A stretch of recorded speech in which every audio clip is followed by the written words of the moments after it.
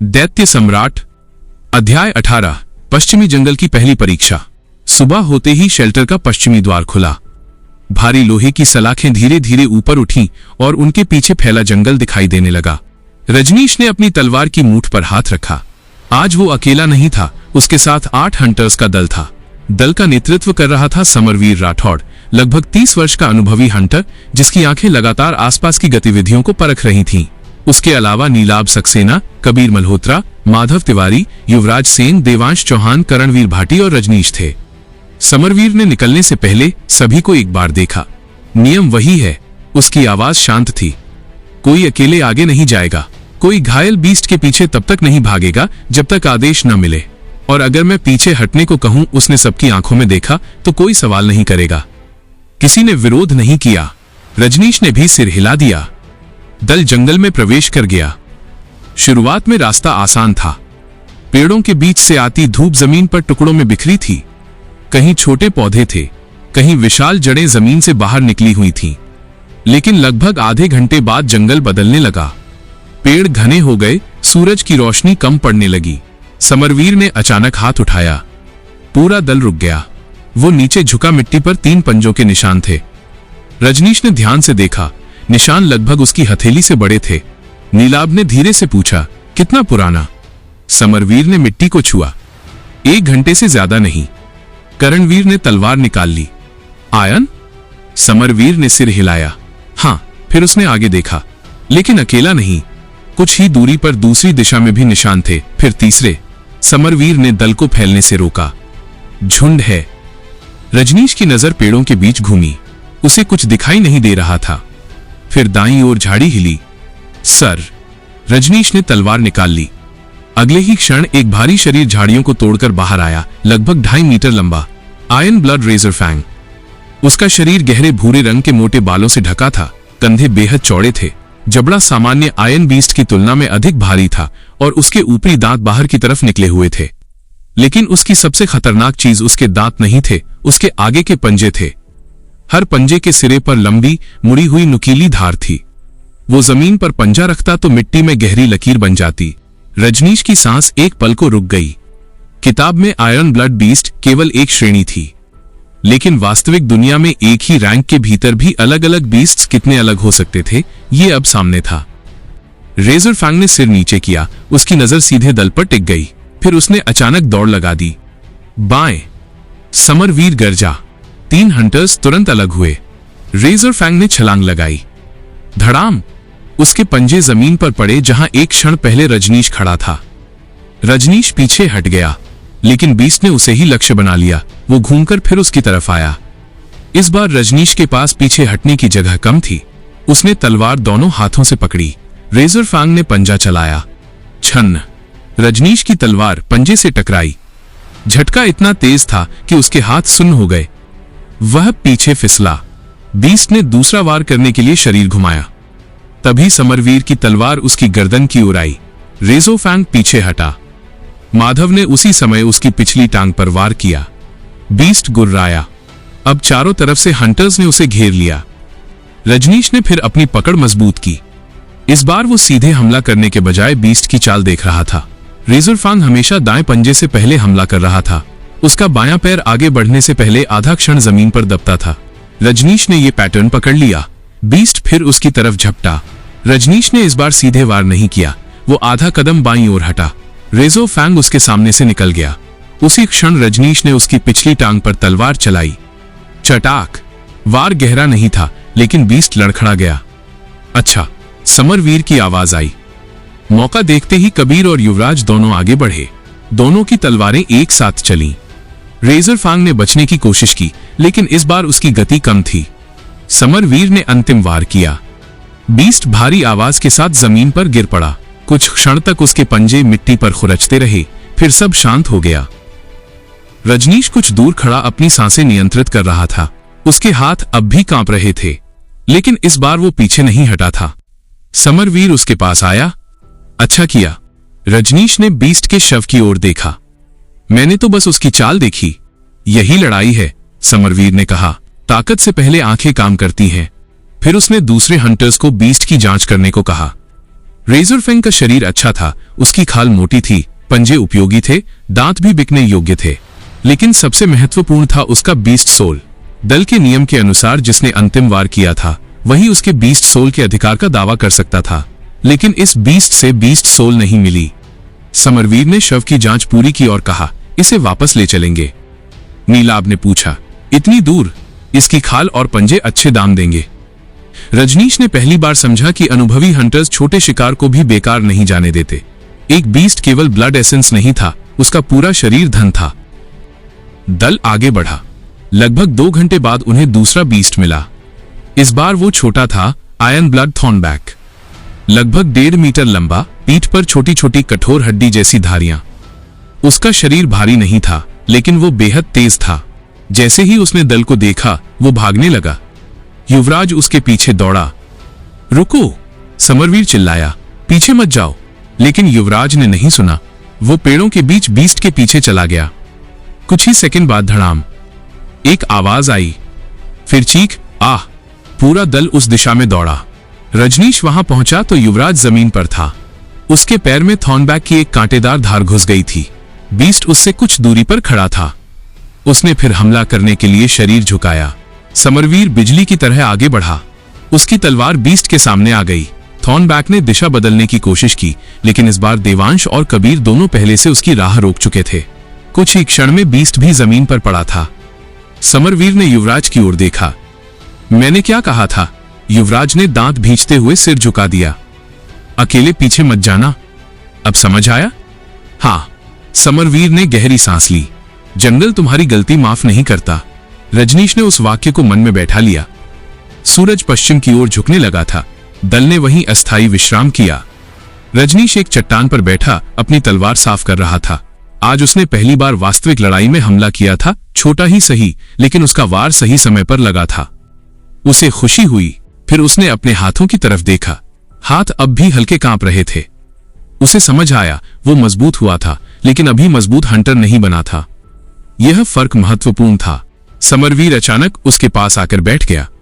आज डर लगा? रजनीश ने सच बोलने का फैसला किया। हाँ। समरवीर मुस्कुराया। अच्छा है। रजनीश ने उसकी ओर देखा। अच्छा, जिसे डर नहीं लगता वो अक्सर सबसे पहले मरता है। कुछ पल दोनों चुप रहे। फिर समरवीर ने कहा, डर खत्म मत करना, उसे नियंत्रित करना सीखो। रजनीश ने जंगल की ओर देखा। पेड़ों के बीच शाम का अंधेरा उतरने लगा था। आज उसने 2 आयरन ब्लड बीस्ट्स देखे थे। दोनों अलग थे, दोनों की लड़ाई अलग थी और दोनों ने उसे एक नई चीज सिखाई थी। लेकिन जंगल अभी खत्म नहीं हुआ था। समरवीर ने अचानक उठते हुए कहा, सब तैयार हो जाओ। रजनीश ने पूछा, क्या हुआ? समरवीर ने दूर जंगल की ओर देखा। उसके चेहरे की गंभीरता लौट चुकी थी। हमारे सामने कुछ क्षण वो चुप रहा, फिर बोला, किसी बड़े बीस्ट के निशान हैं। रजनीश ने तलवार की मूठ पकड़ ली। इस बार उसके भीतर डर के साथ जिज्ञासा भी थी, लेकिन उसे नहीं पता था कि आगे मिलने वाला बीस्ट उनके पूरे दल की क्षमता की परीक्षा लेने वाला था। जंगल में शाम तेजी से उतर रही थी। पेड़ों की ऊंची शाखाएं आपस में इस तरह जुड़ गई थीं कि डूबते सूरज की आखिरी रोशनी भी जमीन तक मुश्किल से पहुंच रही थी। समरवीर उस जगह झुका हुआ था जहां कुछ देर पहले उसे बड़े बीस्ट के निशान मिले थे। उसने मिट्टी को उंगलियों से छुआ, फिर सामने की ओर देखा। यह बहुत पुराना नहीं है। नीलाभ उसके पास आकर बैठा। कितना बड़ा है? समरवीर ने बिना जवाब दिए निशान के पास अपना हाथ रखा। पंजे का निशान उसके हाथ से लगभग 1.5 गुना बड़ा था। रजनीश ने उसे देखा और चुप रह गया।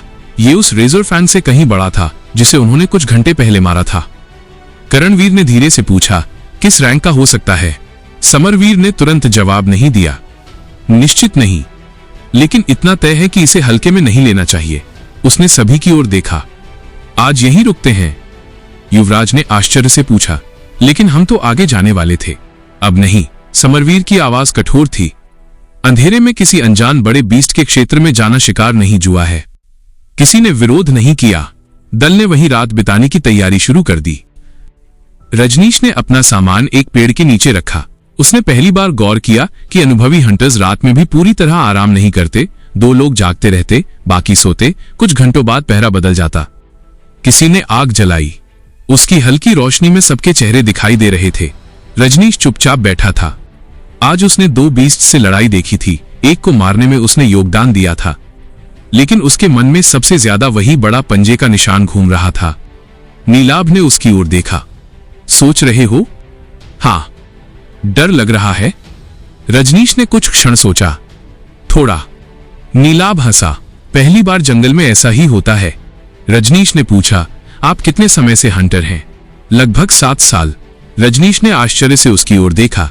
7 साल, फिर भी वो अभी भी हर आवाज पर सावधान था। रजनीश ने पूछा, इतने सालों में सबसे खतरनाक बीस्ट कौन सा देखा? नीलाभ की मुस्कान गायब हो गई। उसका जवाब रैंक से नहीं दिया जा सकता। क्यों? क्योंकि कभी कभी छोटा बीस्ट भी ऐसी जगह हमला करता है जहां तुम तैयार नहीं होते। वो आग में लकड़ी डालते हुए बोला। और कभी ऐसा बीस्ट सामने खड़ा होता है जो देखने में भयानक हो, लेकिन उसकी आदतें समझ आ जाएं तो उससे निपटना आसान होता है। रजनीश ने सिर हिलाया। ये बात उसे समझ आने लगी थी। रात का पहला पहर शांत रहा। फिर जंगल में कहीं दूर से आवाज आई। गूंलर। आवाज बहुत दूर थी, लेकिन इतनी भारी कि जमीन तक हल्की कंपन महसूस हुई। रजनीश तुरंत उठ बैठा। बाकी हंटर्स भी जाग गए। समरवीर ने हाथ उठाया। शांत। किसी ने तलवार नहीं निकाली। सभी सुनने लगे। कुछ सेकंड बाद दूसरी आवाज आई, इस बार थोड़ी करीब। गूंलर। युवराज की सांस तेज हो गई। करणवीर ने फुसफुसाकर पूछा, क्या ये वही बीस्ट है? समरवीर ने सिर हिलाया। शायद। तो क्या करें? कुछ नहीं। सब उसकी तरफ देखने लगे। समरवीर ने कहा, जब तक वो हमारी तरफ नहीं आता, हम उसकी तरफ नहीं जाएंगे। रजनीश ने महसूस किया कि यही वो अंतर था जो अनुभवी और नए हंटर के बीच था। नए हंटर को हर आवाज का पीछा करना होता था। अनुभवी हंटर जानता था कि किस आवाज को अनसुना करना है। लगभग आधे घंटे बाद जंगल फिर शांत हो गया। पहरा जारी रहा। सुबह होते ही समरवीर ने निर्णय लिया, हम वापस जाएंगे। युवराज ने कुछ कहना चाहा, लेकिन इस बार उसने खुद को रोक लिया। दल ने सामान बांधा और उसी रास्ते से लौटने लगे। लेकिन लगभग 1 किलोमीटर चलने के बाद रजनीश अचानक रुक गया। 1 मिनट। सब उसकी तरफ देखने लगे। रजनीश ने सामने जमीन की ओर इशारा किया। वहां मिट्टी पर एक नया निशान था, वही बड़ा पंजा। लेकिन इस बार वो निशान उनके रास्ते पर था। नीलाभ का चेहरा गंभीर हो गया। समरवीर नीचे झुका। उसने निशान देखा, फिर पीछे जंगल की ओर देखा। ये हमारे पीछे आया है। रजनीश की रीढ़ में ठंडक उतर गई। हमारे पीछे? समरवीर ने धीरे से सिर हिलाया। हां, लेकिन हमने उसे देखा तक नहीं। यही समस्या है। दल ने गति बढ़ा दी। अब कोई बातचीत नहीं कर रहा था। हर व्यक्ति अपने आसपास देख रहा था, पेड़ों की शाखाएं, झाड़ियां, जमीन, पीछे का रास्ता। कुछ मिनट बाद एक सूखी शाखा ऊपर से टूटी। टक। सबने ऊपर देखा। कुछ नहीं। फिर बाईं तरफ पत्तियां हिलीं। सर। समरवीर ने हाथ उठाया। सभी रुक गए। अचानक सामने के पेड़ों के बीच 2 पीली आंखें चमकीं। इस बार कोई गलती नहीं थी। बीस्ट वहीं था। वो धीरे धीरे बाहर आया। रजनीश ने उसे देखा और उसकी सांस अटक गई। वो लगभग 3 मीटर लंबा था। शरीर गहरे काले भूरे बालों से ढका था, कंधे भारी, गर्दन मोटी, चारों पैरों पर लंबे पंजे। लेकिन सबसे खतरनाक उसके सामने निकले 2 घुमावदार दांत थे। Iron blood horn fang. एक विशाल शिकारी बीस्ट। उसका शरीर रेजोर फैंग से लगभग 1.5 गुना बड़ा था। लेकिन आकार ही उसका सबसे बड़ा हथियार नहीं था। उसकी आंखें असामान्य रूप से शांत थीं। वो बिना गुर्राए दल को देख रहा था, जैसे वो पहले ही तय कर चुका हो कि किसे निशाना बनाना है। समरवीर ने धीमे स्वर में कहा, कोई अकेला हमला नहीं करेगा। हॉर्नफैंग ने अचानक सिर झुकाया। रजनीश ने उसके पिछले पैर की मांसपेशियां सिकुड़ते देखीं। आ रहा है, वो चिल्लाया। उसी क्षण बीस्ट बिजली की तरह आगे फटा। समरवीर ने तलवार उठाई। धड़ाम। हॉर्नफैंग सीधे उससे टकराया। समरवीर कई कदम पीछे जा गिरा। बाकी हंटर्स ने तुरंत हमला किया। नीलाभ ने बाएं पैर पर वार किया। कबीर ने सामने से तलवार चलाई। बीस्ट ने शरीर घुमाया और दोनों वार बचा लिए। फिर उसकी पूंछ जैसी भारी पिछली टांग घूमी। धड़ाम। कबीर जमीन पर जा गिरा। रजनीश ने मौका देखकर बीस्ट की बगल की ओर वार किया। तलवार उसके मोटे बालों को चीरती हुई त्वचा तक पहुंची।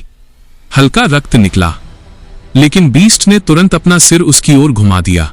रजनीश की आंखें फैल गईं।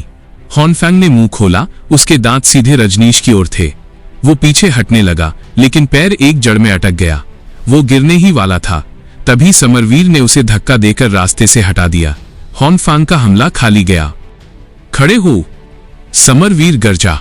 रजनीश तुरंत उठ गया। इस बार वो सीधे हमला करने नहीं गया। उसने बीस्ट को देखा, उसकी सांसें, उसके पैर, उसका सिर, वो कब दिशा बदलता था। हॉनफांग हर बार हमला करने से पहले अपना बायां कंधा थोड़ा नीचे कर रहा था। रजनीश ने ये देख लिया। समरवीर, क्या? बायां कंधा? समरवीर ने तुरंत समझ लिया। हॉनफांग फिर झपटा। इस बार समरवीर ने आखिरी क्षण तक इंतजार किया। जैसे ही बीस्ट ने बायां कंधा नीचे किया, समरवीर एक तरफ हट गया। नीलाब ने उसी क्षण उसकी खुली पसली के नीचे वार किया। छन, तलवार गहराई तक नहीं गई, लेकिन बीस्ट घायल हुआ। वो पीछे हटकर गुर्राया। अब उसका ध्यान बदल चुका था। वो पहली बार सचमुच क्रोधित हुआ। उसने जमीन पर पंजा मारा। धड़ाम, मिट्टी उछल गई। रजनीश ने तलवार कसकर पकड़ ली। उसका दिल तेजी से धड़क रहा था, लेकिन इस बार उसके कदम पीछे नहीं हटे।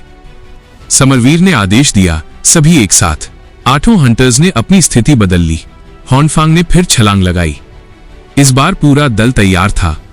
पहला वार उसके आगे के पैर पर, दूसरा कंधे पर, तीसरा उसके बगल में। रजनीश ने आखिरी क्षण में उसकी गर्दन के नीचे खुली जगह देखी। उसने पूरी ताकत से तलवार चलाई। चटाक, वार लगा। हॉनफांग लड़खड़ाया। समरवीर का अंतिम वार उसकी गर्दन पर पड़ा। विशाल बीस्ट कुछ कदम आगे बढ़ा, फिर घुटनों के बल गिर गया। भारी शरीर जमीन से टकराया। धड़ाम, जंगल फिर शांत हो गया। रजनीश कई सेकंड तक वहीं खड़ा रहा। उसकी सांसें तेज थीं, हाथ कांप रहे थे, लेकिन वह जीवित था। समरवीर ने बीस्ट के शव को देखा, फिर दल की ओर। किसी को गंभीर चोट? सबने एक दूसरे को देखा। कुछ चोटें थीं, लेकिन कोई गंभीर रूप से घायल नहीं हुआ था। समरवीर ने रजनीश की ओर देखा। तुमने उसकी कमजोरी पहचानी? रजनीश ने धीरे से कहा। बस संयोग था। नहीं, समरवीर ने जवाब दिया। तुमने देखा था? रजनीश चुप हो गया। उसने पहली बार महसूस किया कि उसकी मेहनत का असली फायदा केवल मांसपेशियों में नहीं आया था। उसकी नजर भी बदल रही थी। वो अब केवल बीस्ट को देखता नहीं था, वो उसकी चाल पढ़ने लगा था। समरवीर ने शव की जांच शुरू की। कुछ देर बाद उसने कहा, इसे पूरा वापस ले जाना होगा। रजनीश ने विशाल शव को देखा। आज उन्हें अच्छा धन मिलने वाला था, लेकिन उससे ज्यादा महत्वपूर्ण था वो अनुभव जो वो अपने साथ शेल्टर वापस ले जाएगा। जंगल में घुसते समय वो केवल यह सोचकर आया था कि उसे और अभ्यास चाहिए। अब उसे समझ आ रहा था, अभ्यास उसे तैयार कर सकता है, लेकिन वास्तविक लड़ाई ही बताएगी कि उसने कितना सीखा है। दूर कहीं पक्षियों का झुंड अचानक उड़ गया। समरवीर ने उस दिशा में देखा। सब सामान उठाओ, रजनीश ने पूछा। क्या हुआ? समरवीर कुछ क्षण चुप रहा। कुछ नहीं, लेकिन उसके चेहरे से साफ था, उसे कुछ ठीक नहीं लगा था। दल ने बीस्ट का शव बांधा और शेल्टर की ओर चल पड़ा, और जंगल की गहराई में कुछ दूरी पर मिट्टी पर एक और विशाल पंजे का निशान पड़ा था, लेकिन वो हॉनफांग का नहीं था।